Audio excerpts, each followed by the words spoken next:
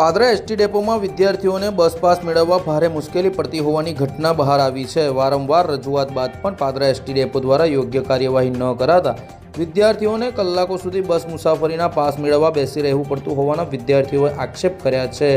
દૂર દૂરથી આવેલા વિદ્યાર્થીઓને સવારથી લઈને બપોર 12 કલાક સુધી પાસ મેળવવા બેસી રહેવું પડતા હોવાના આક્ષેપ કરવામાં આવ્યા છે, જેની અસર તેમના અભ્યાસ પર પણ થઈ શકે છે।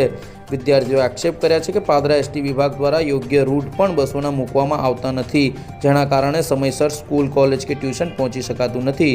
ઉલ્લેખનીય છે કે આ ઘટના અગાઉ પણ પાદરા એસટી વિભાગમાં બની છે અને તેની અનેકવાર રજૂઆત કરવા છતાં પણ પાદરા એસટી ડેપોનું ઘોર તંત્ર જાણે ભર નિંદ્રામાં હોય તે પ્રકારની ઘટના સામે આવી છે।